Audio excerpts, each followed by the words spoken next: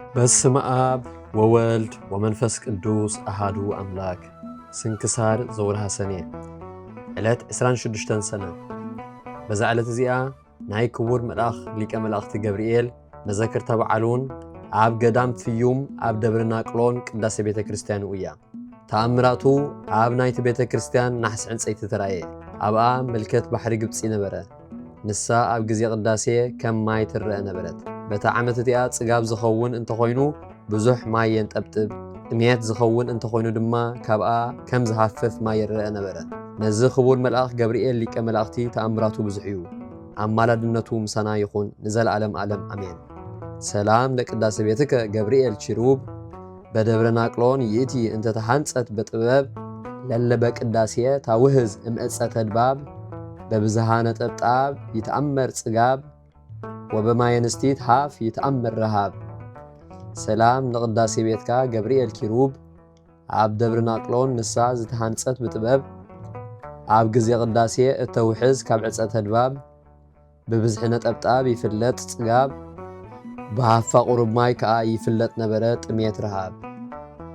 በዛ ዕለት እዚኣ ዓብይ ነቢይ ኢያሱ መስፍን ወዲ ነውየ ናይ ሊቀ ነቢያት ሙሴ ረድኢ ያዕረፈ። እዚ ነቢይ እዚ እዙዝን ትሑትን ንነቢይ ሙሴ እናተኣዘዘ ደኒኑ ዝኸይድ ፍጹም ነበረ። ምእንቲ እዚ ማለት ስለ ትሕትንኡ መንፈስ ነቢይ ሙሴ ኣብ ልዕሊኡ ሓደረ እሞ ብዘበኑ ከዓ ተነበየ። ነቢይ ሙሴ ምስ ዕረፈ ንህዝቢ እስራኤል ብትእዛዝ እግዚኣብሔር ተቐበሎም። እግዚኣብሔር ከምቲ ምስ ሙሴ ባርያይ ዝነበርክዎ ከምኡ ድማ ምሳኻ ክህሉ እየ እሞ ጽናዕ በርትዕ፣ እቲ ንሙሴ ባርያይ ዝኣዘዝክዎ ሕጊ ኦሪት ሓልውዎ፣ ካብኡ ንየማን ኮነ ንጸጋም ኣይትበል በሎ። ካብ ኣፍካ ምንባብ መጻሕፍቲ ኦሪት ኣይትቋረጽ፣ እንታይ ደኣ ለይትን መዓልትን ብኡ ተዛረብ።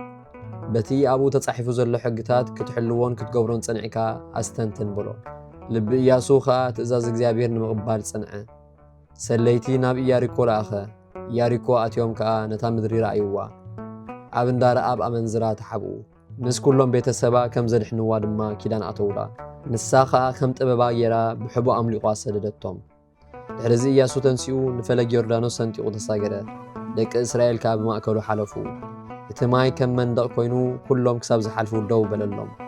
ካብኡ 7 መዓልቲ እናዞሩ ንህንፃ ኢያሪኮ ኣፍረስዎ። ነቶም ኣብኣ ዝነበሩ ሰብን እንስሳታትን ኩሎም ቀተሎም።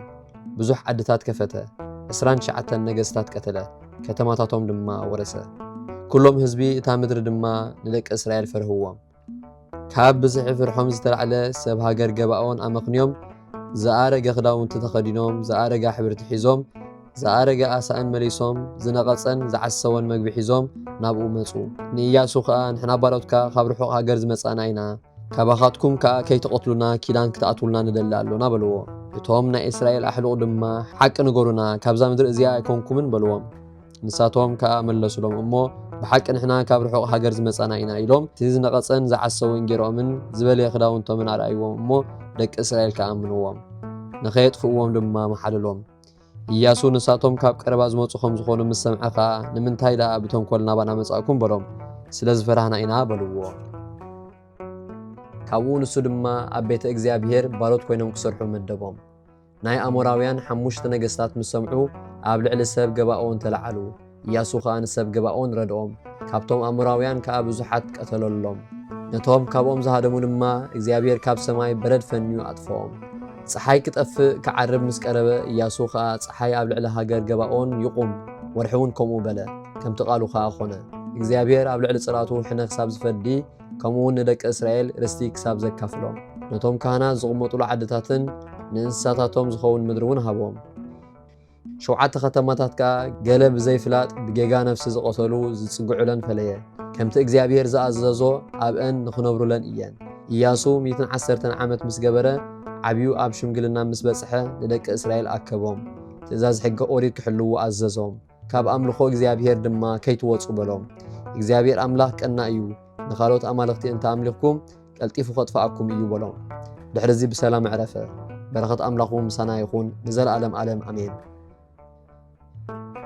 ሰላም ለኢያሱ ለሙሴ ዘተጸምደ እስከ ነስአ ጥቀ ካበተ መንፈሱ ክቡደ አድኅኖተ ህዝቡ አምላክ አመ በእዲሁ ፈቀደ ቀተለ በገባኦን ሰራዊተ ነገሥት ፈድፋደ ወበእለ ጎዩ አዝነመ በረደ ሰላም ንኢያሱ ንሙሴ ዝተገዝአ ዝተጸምደ ኣጸቢቑ ክሳብ ዝቕበል ዕጽፊ መንፈሱ ክቡደ ድሕነት ህዝቡ ኣምላኽ ብኢዱ ክኸውን ምስ ፈቐደ ኣብ ገባኦን ቀተለ ሰራዊተ ነገስታት ብዙሓት ፈድፋደ ነቶም ዝሃደሙ እውን ኣዝነመ በረደ ዘቕረብክዎ ማህሌት ኣዘኻኺረ ኣላፍ ካብቶም ኣዘውቲሮም ዘገልግሉኻ ኩሉ ግዜ ብዘይ ምዕራፍ እንዳኸነብብ ተቐበል ናይ ድኽነተይ መጽሓፍ ዝገበርካ ጎይታ ናይታ መበለት መባእ ውኩፍ ካብ ዘእተዉ ወሃብታማት ናይ ሃብቶም ተረፍ ቅዱሳን ነቢያት ሃዋርያት እውን ሰበኽያን ሰማዕታት ምስ ጻድቃን ደናግል ከዓ መነኮሳት እውን ሄራን ባርኾት ባርኹ ማሕበር ዘቕድስት ቤተ ክርስቲያን ካብ ዝዓበየ ሽማግለ ክሳብ ዝነኣሰ ህፃን ንዝፀሓፎ ብመጽሓፍ ንዘፀሓፎ እውን ብምድራስ ንዘንበቦ ንዝተርጎሞ ብልሳን ሓዲስ ንቓል እውን ዝሰምዐ ብእዝኒ መንፈስ ብጸሎት ኣድልዩ ማርያም ዓላቒት ካብ ኩሉ መባኣስ ኣሕቢሩ ይምሓረና ኢየሱስ ክርስቶስ ሰላም ንዓኹም ጻድቃን ምስ ሰማይት ዘዕረፍኩም በዛሎም ዕለት ንዓለም ዘሰነፍኩም ኢኹም ንስኻትኩም ብኩሉ ትዕግስት ኣብ ቅድሚ ፈጣሪ ለምኑ ብኩሉ ሰዓት ብዘይካ ንስሓ ንዓና ከይወስደና ሞት ሰላም ንዓኹም ናይ ዝዓለት እዚኣ ጻድቃን ኩልኹም ሰብኡትን ኣንስትን በባኣስማትኩም ቅዱሳን ሰማይን ምድርን ማሕበር ስላሴ ንስኹም ምእንቲ ማርያም ኣዲኡ ዘክሩን ኣብ ጸሎትኩም ንኽትሕልውና ተማሕጺና ኣሎና ብናይ ክርስቶስ ደም